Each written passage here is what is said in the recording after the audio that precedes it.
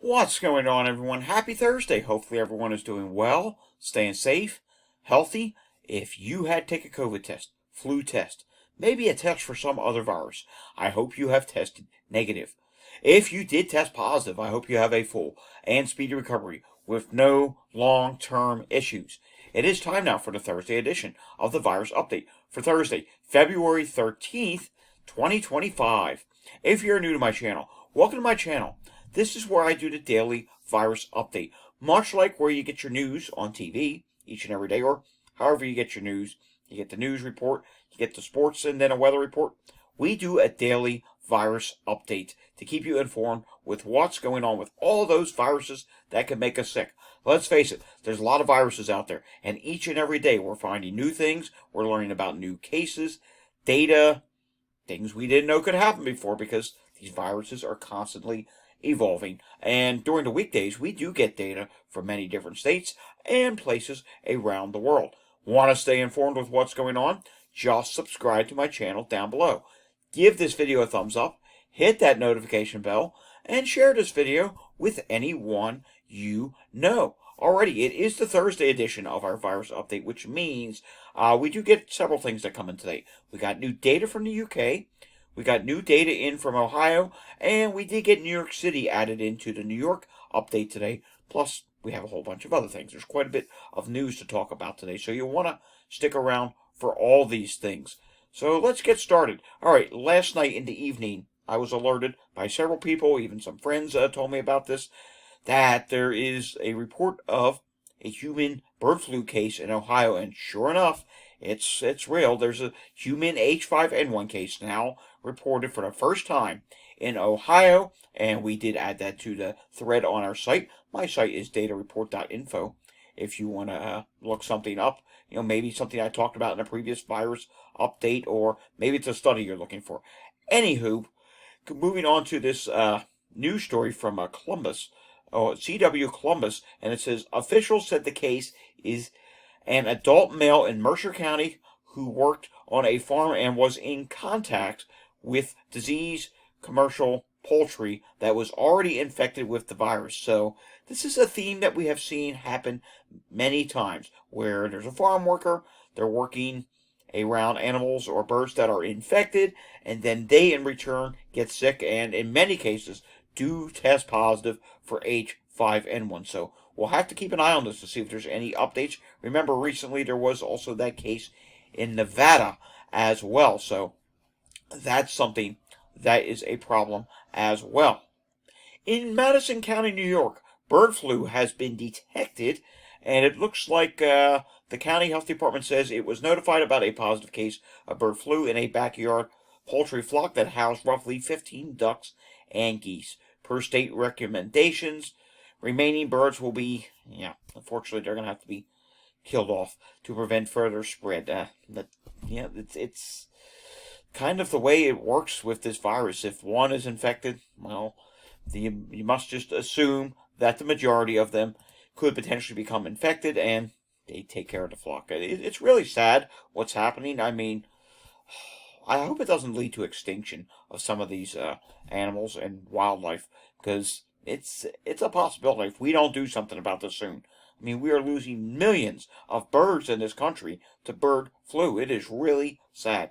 Measles outbreak in Texas rises to 24 cases as New Mexico reports its first case. That's right. In Gaines County, Texas, it's now up to 24 cases reported. That's just there. We also know about Houston area and a few areas in Texas. So, yeah, concerning to how fast things are rising in Texas for measles. Definitely a faster start than last year, that's for sure. And a start that I hope comes to an end soon, but I don't know. All right, Springfield City Schools. This is in Ohio. Yes, Springfield, Ohio students will not have class on Thursday, February 13th, according to a post on the district's Facebook page. Why? Well, you guessed it. People are out sick, but it's more so because there is a bus driver shortage related to illness now. These buses have been going. How do the bus drivers get sick? Well, if kids are sick, that makes the bus drivers get sick and vice versa. So, yeah, there's problems there, and I imagine they have some sick students as well. moving on now to this in Iowa. This is a really bad report.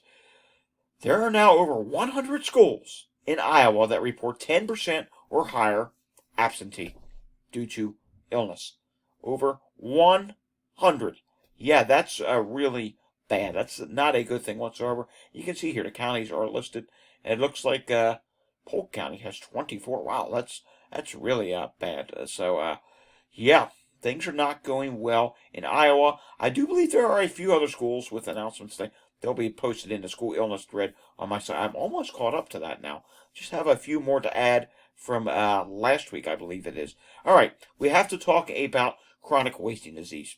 There are problems with chronic wasting disease. 60 deer harvests in Nebraska have tested positive for chronic wasting disease. And if you think that sounds like a high number, you're correct. That is a really high number.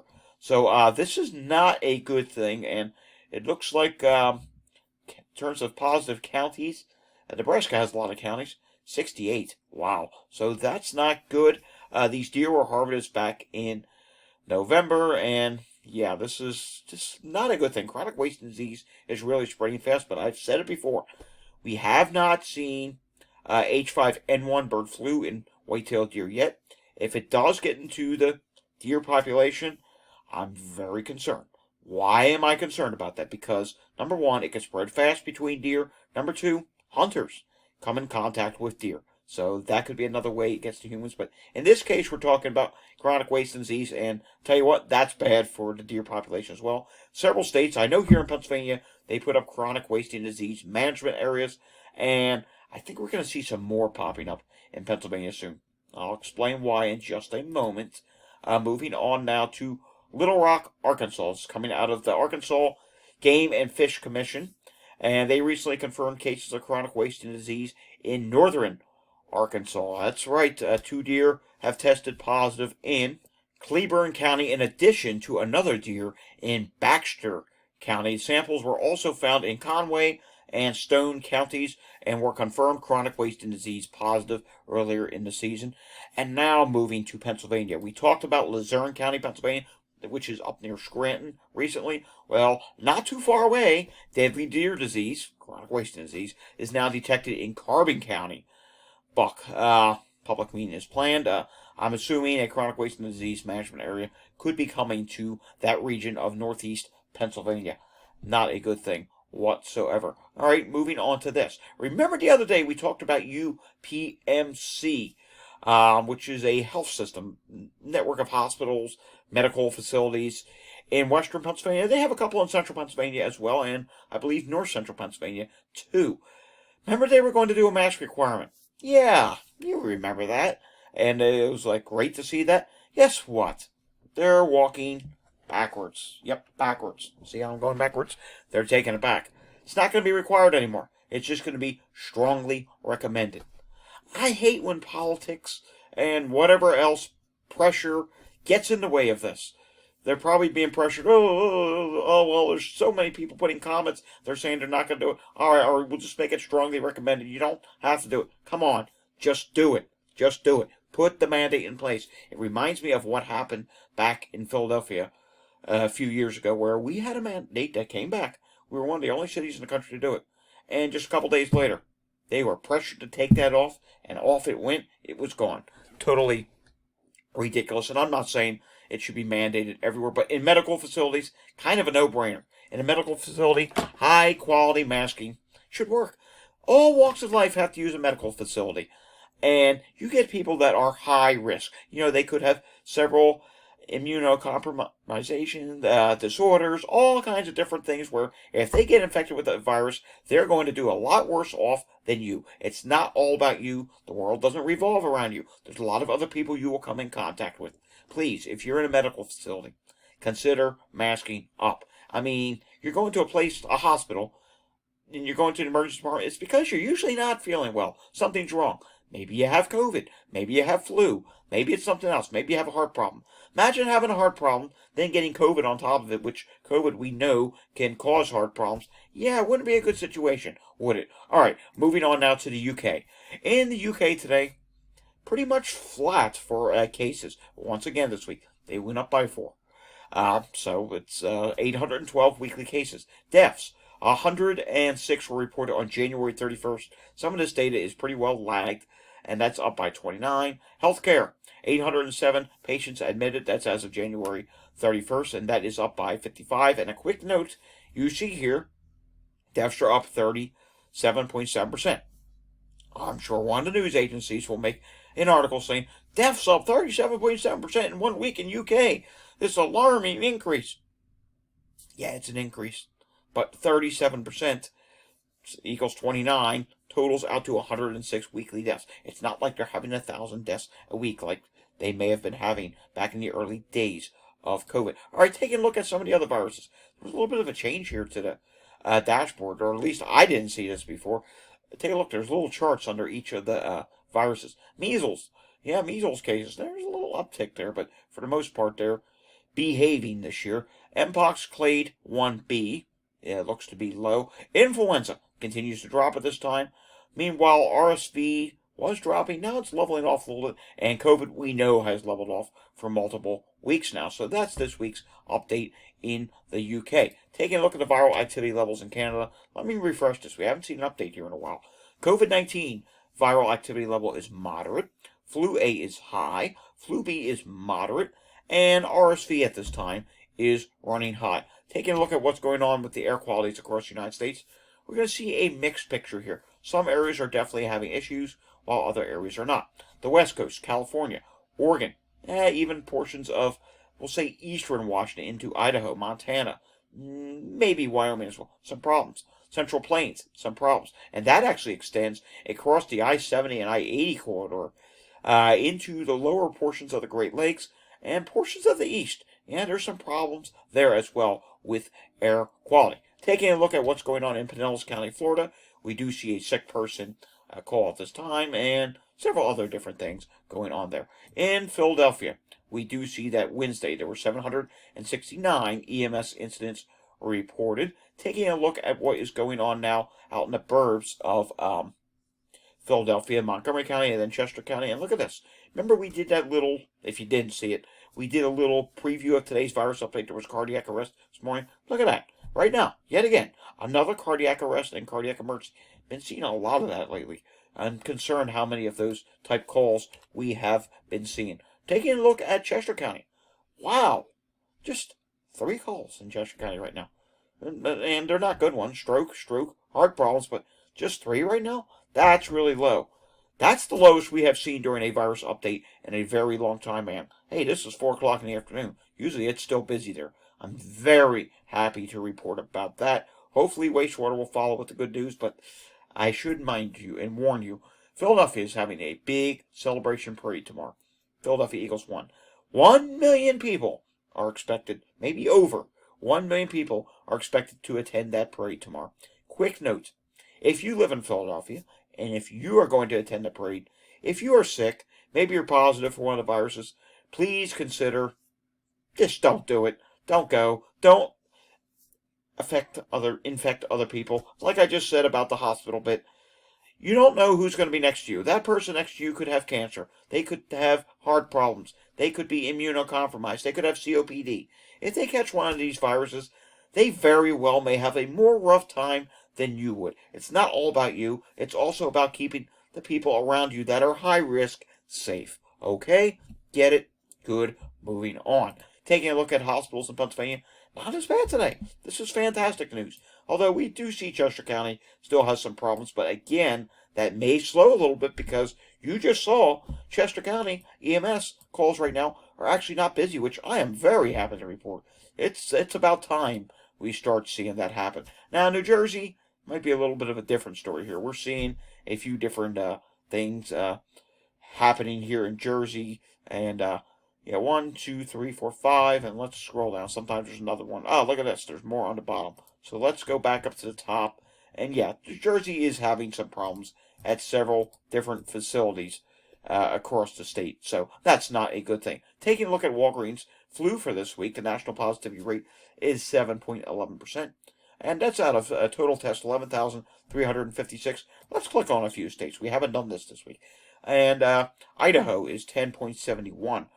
That's just 14 tests. West Virginia, 11.43%. Texas, wow, Texas does quite a bit of testing for flu. This is flu A and B, folks. Positivity rate is 8.55%. In Florida, 5.29%. In Massachusetts, which you're going to see Massachusetts twice today, in Massachusetts, the positivity rate is 8.7%. Just 23 tests for the whole state of Massachusetts. Really? No one else went to get tested at Walgreens. That's just ridiculous. I don't know how many Walgreens there are there, but I mean, Missouri's doing more than Massachusetts. Missouri, 9.68 positivity rate, 346 tests. Pennsylvania, 125 tests. The positivity rate was 8.80%. California, 292 tests and 7.71% positivity rate. Utah, 3.75% positivity rate. And the national COVID positivity rate is 10.2% at Walgreens this week. All right, so I just said we're going to see Massachusetts twice. Here we go. I got to show you this. In Boston, Massachusetts, I'm going to show you this on chart as well. Boston, Massachusetts is seeing a big rise for COVID on multiple wastewater updates. This is on Wastewater Scan. I must express extreme caution. This chart will likely get corrected. And I tweeted this morning. However, at least 3 updates have gone up now. We can hope when it does correct, the rise is less extreme. And you can clearly see that here, that COVID is starting to rise. The very last movement there, I'm going to show you this on Wastewater Scan. The very last movement there, that's what I call a wonky movement. Maybe it's incomplete data, or whatever the case may be. I think it's going to correct. But you can see here, 1, 2, 3 movements. You remove that third one, and we still have 2 movements here. It's still going up relatively quick. And I'm seeing that that's not the only place this is happening. There's a few wastewater sites speckled throughout mainly the eastern half of the country where this is happening. So it's something we have to keep an eye on. Back during that old summer surge, this was something that did happen in the United States. Looking at the other viruses in Boston, we can see RSV is still high. Actually trying to go up a little bit again. Influenza A was peaking, and I hope that correction does continue down. Influenza B did see a rise, and that's high. A and B, flu is high in Boston right now. HMPV is dropping. Hopefully that will continue. We can see here norovirus is very high in the Boston area. And Mpox, no detections, some detections of hepatitis at this time. All right, making our way a little bit further to the west, let's go to Michigan, shall we? How about Jackson, Michigan? And in Jackson, Michigan, COVID is still very high. RSV is high. You can see influenza A is just through the roof at this time. Wow, really high there. I hope when this wonky movement gets corrected, it's peaking and will start to drop. Influenza B is low. HMPV is high in this area. Norovirus is very high at this wastewater site, hopefully starting to peak. And Mpox and hepatitis A, no detections at this time. All right, let's go out to the West Coast. Then we will continue on. And in the West Coast, we're going to take a look at Las Vegas. Let's see what's going on there. COVID is flat. RSV is flat but still high at this time. Influenza A is high. Influenza B, it looks like overall it is rising somewhat. Not a good thing to see. HMPV is low. EVD68 is low. Norovirus is high. And everything else except for hepatitis A is low at this time. Taking a look now at the CDC, and this is California Respiratory Illness Data Channel. Let's take a look at the levels. California. Overall respiratory illness activity in California is moderate. That's, well, one reason for that would be because COVID is relatively low. However, flu is high, very high, and increasing at this time. RSV is moderate and decreasing, and COVID-19 is low with no change at this time. Wastewater viral activity level in California. COVID-19 is moderate, flu is very high, and RSV is high at this time. We'll take a look at some more of these states. Maybe over the weekend. We're going to get a lot of CDC data that will update tomorrow. Taking a look at New York State. 1,505 new cases today. That is with the New York City data added in. And I can happily report that is lower than last week's Thursday update. Some really good news. But with that good news, we do have a little bit of bad news. A little bit of a surprise here. Hospitalizations continued higher today. And they are now higher than any point from last week. New York State hospitalizations, 873, with 77 people in the ICU. And when we dive a little deeper, we see New York City and Long Island are the reason for that. And you will see here that hospitalizations in New York City, they continue to go upward. 307 people in the hospital. And I do believe, yep, that is the highest level of the winter. And when we take a look at Long Island, it should come up here in a moment. Yep, we can see Long Island is now at 169. And yes, that is Long Island's highest point of the winter as well. You do notice here, Long Island's hospitalizations for COVID are significantly higher than last week. Alrighty, folks, let's pause for a moment. Then we have some more data to take a look at. Let's do our hydration break. Here we go. We forgot to do this yesterday. We got to do it today. Whatever you're drinking, it's time to take a drink. Even if it's water. Water is actually the best thing to drink. Very important that you keep yourself hydrated. Alrighty, taking a look at Ohio. Current influenza activity level in Ohio is very high at this time. We can see here, take a look at this. Yeah, there's a lot of people in the hospital for influenza in Ohio, and we can see here that the positivity rates continue to go up there. Hospitalizations, emergency department visits, yeah, very high in Ohio. And taking a look at Ohio's COVID numbers for today, the number of new cases, 3-week trend, hasn't really dropped. 5,422. Last week was 5,559.